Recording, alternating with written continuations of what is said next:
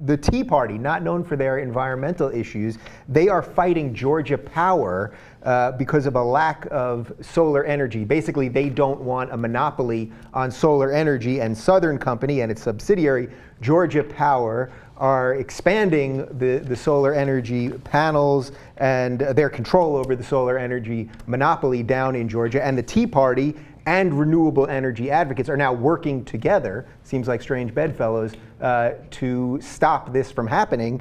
This actually seems pretty great, and it seems like a natural fit, but we don't think of environmentalists and Tea Party guys working together. It's interesting. So environmentalists, they want solar power because of issues of global warming, climate change, and renewable energy sources.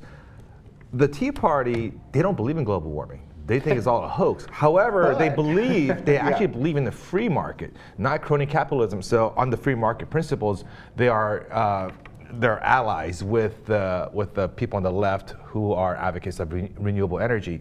And I think it's great.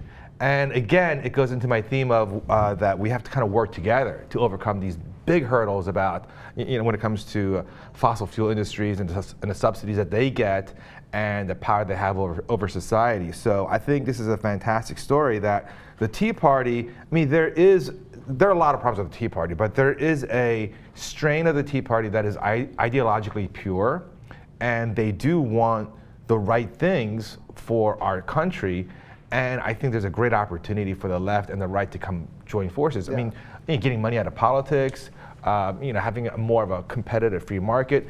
Some of these things are great things for all of us. It's a topsy-turvy world, but somebody told me the other day Rush Limbaugh started talking about getting money out of politics. I was like, whoa, I didn't see that coming. So you never know when, who's going to come in as allies. And part of the reason that the Tea Party's pissed now at big business and hence wants to get money out of politics is because the Chamber of Commerce got mad when they threatened the debt ceiling. They're like, no, you guys missed the point. We're the bankers. Yeah. We've been financing your stupid party for decades, and we're the guys who are causing all the trouble, okay? And you missed the boat on that. You're supposed to be bought off by us, right? And the Tea Party didn't want to get bought off by them. Now, we might not agree on the shutting down the government or challenging the debt ceiling, but at least they were honest about what they were doing, right? And they weren't corrupt about it. And so when the Chamber of Commerce said, hey, get back in line, they wouldn't get back in line. So now we have a right wing that is earnest, saying, hey, I don't need your stinking corruption. And in the case of this, the energy companies, they do have a monopoly in distribution, right? And they have tremendous power on the states, these utility companies, right? So if you're a true right winger or you're a conservative, you don't like that monopoly, and you got issues with how they use that power for political purposes on the state level. So you're like, why don't we have more competition? And if Georgia has according to a study, is the 5th best state to be able to take advantage of solar energy, but they're ranked 38th in how they actually take advantage of it.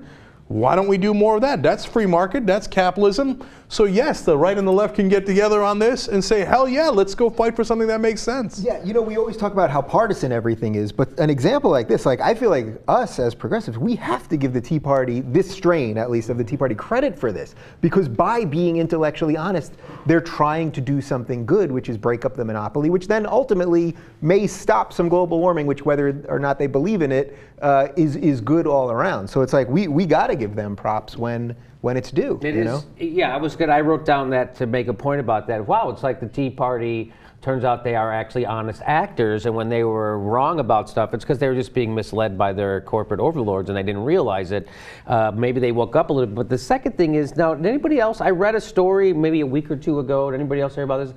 I don't know if it was Arizona, New Mexico, but they actually passed a law that made it, now they're going to charge you if you use solar energy. Did you guys cover that on the show? Yeah. Oh, okay. Yeah. There's a fine. Yeah, that's in Arizona. Yeah, Arizona. Ironic, because that's where you can use solar energy the most. Yes. And the guys who led that effort were Koch Industries. No way. You're not going to believe So, and of course, their competitors is solar energy. So they bought off the local state legislators in Arizona to say that if you use solar energy, we're going to charge you more money. Yes. It's so outrageous. It's the definition of crony capitalism from the guys who claim we're libertarians, we want free market, we hate socialism.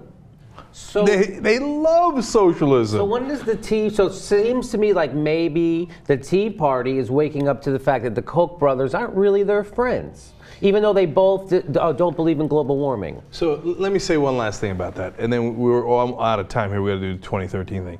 Look, the further you go down to the grassroots, whether it's the left or the right, the more honest actors you're going to find. So if you're looking at Tea Party guys, you'll get the good, the bad, and the ugly, right? You go down on the street level, you get the guys who are like, I want my country back from that black guy. Yeah, you'll get some of that. There's no question. You'll also get guys who are true conservatives, who think the government is too big, we spent too much fucking money, and we got to get, why do we have a base still in Germany? And they're right about a lot of that stuff. Why is the government in my, and then you get the libertarians, why is the government in my life? Why tell me to smoke pot, don't smoke pot, this, that, the other. Get out of my life, right? So that's to me, is a real American, right? I might disagree on a lot of issues, but once you get to leadership, the further up you go, the more corrupt they are. Because at the federal level, they've been bought off, right, in a systematic way, as we talk about all the time on the show. But even when you get to the Tea Party leadership, some guys are earnest, and I've seen some guys get kicked out of the Tea Party because they wouldn't play ball. Okay? And they're not fly-by-night guys, they're not idiots. They're really smart guys who are genuine conservatives.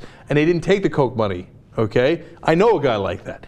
And they were like, you founded this Tea Party, and I won't say which group, right? Let's call them the Tea Party cults. I like giving football names to them, okay? But cults, I thought you said cults. Yeah.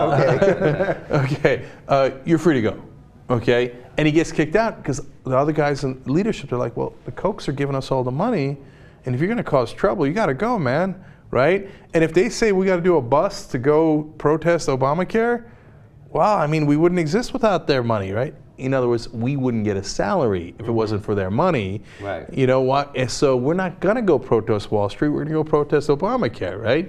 But they get salaries. I mean, that's how you buy people off. But when you're at the grassroots level, nobody's getting paid for anything. Right. So they're actually genuine Americans with genuine opinions on the left and the right.